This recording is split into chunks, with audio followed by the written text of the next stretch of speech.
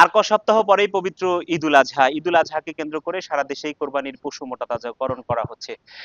তার ন্যায় কিন্তু সিরাজগঞ্জের তাঁত শিল্প সমৃদ্ধ এনায়েতপুরের গোপালপুরেও যেখানে আমি রয়েছি এই ফার্মটিতে, এখানেও বেশ ৫৬ টি গরু কিন্তু কোরবানির ষাঁড় মোটাতাজাকরণ করা হচ্ছে। তবে একটি গল্প আপনাদেরকে জানিয়ে রাখতে চাই, সেটি হচ্ছে এই ফার্মটিতে কিন্তু ২ বছর আগেও তাঁত শিল্প ছিল, যেখানে তাঁত কলের শব্দে কিন্তু মুখরিত ছিল। তবে তাঁত ব্যবসা মন্দা যাবার কারণে এখানে গরুর ফার্ম করা হয়েছে।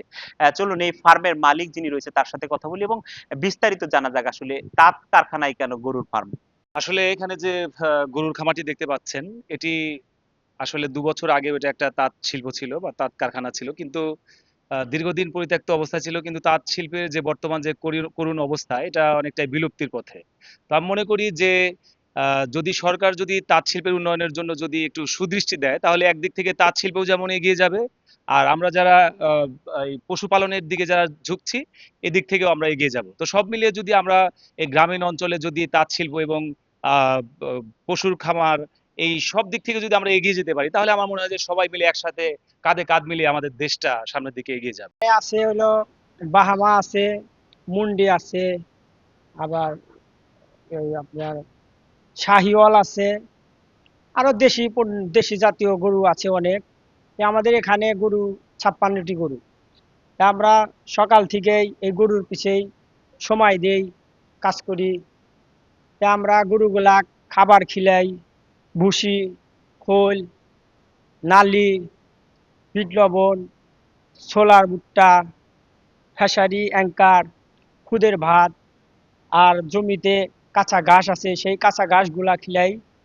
আমরা ঘাসগুলা কাইটা মেশিন দিয়ে খিলাই। তো ওটা এখন যদি বাজার সামনে যদি ভালো হয়, তাহলে আমরা ন্যায্য দাম পাবো। আর যদি বাজার যদি হিমশিম হয়, তাহলে আমরা ন্যায্য দাম পাবো না।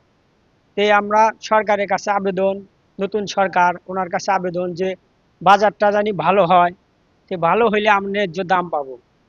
মানে আমাদের এই ১ মাসে মনে করেন যে প্রচুর ই থাকা লাগে গরুর পাশে, এবং বাইরে এখানে একজন সবসময় লোক থাকা লাগে, এবং এখানে সবসময় কাজ করতে থাকা লাগে, মানে জোগাল দিতে হয় এরকম। আবার রোদ সকালে মনে করেন যে এখানে ২ জন কাজ করে, ২ জন ঝাপায়, আবার ২ জন ঘাস কাটতে যায়, আইনে মেশিনে ভাঙায় আবার তাদেরকে দিতে হয়, এবং সারাদিন অনেক পরিশ্রম করতে হয়। তারপরে আবার রাত্রে এখানে থাকা লাগে। আমরা এখানে রাত্রে থাকি, এবং সকাল থেকে সন্ধ্যা পর্যন্ত মানে এখানে গরুর ফার্মে থাকাই লাগে, সবসময় গরুদের সাথে থাকতে হয়। অঞ্চলে এনায়েতপুর, বেলকুচি, শাহজাদপুর যেরকম তাঁত শিল্পে সমৃদ্ধ, একই সাথে যমুনার যে পূর্ব পার রয়েছে চৌহালি, সেটি কিন্তু কৃষি নির্ভর এলাকা। ওই এলাকাতে কিন্তু পর্যাপ্ত পরিমাণ গোখামার রয়েছে। অর্থাৎ এই যে কোরবানি ঈদ, সেই কোরবানি ঈদকে কেন্দ্র করে সিরাজগঞ্জের দক্ষিণ অঞ্চলের মানুষ যেরকম তাঁত শিল্পেও স্বপ্ন দেখছে, একই সাথে গবাদি পশু যারা লালন পালন করছে তারাও স্বপ্ন দেখছে। উভয় শিল্পের মানুষই বলছে সরকারি যদি প্রণোদনার ব্যবস্থা থাকে, একই সাথে তাঁত শিল্পের যে কাঁচামাল এবং গোখাদ্যের মূল্য সেটি যদি আসলে দাম কমিয়ে আনা যায়, তাহলে এই অঞ্চলে কিন্তু অর্থনীতিতে ভূমিকা রাখবে গোশিল্প এবং তাঁত শিল্প। এই ছিল সিরাজগঞ্জের এনায়েতপুর থেকে গরু মোটা তাজাকরণ প্রকল্পের সর্বশেষ।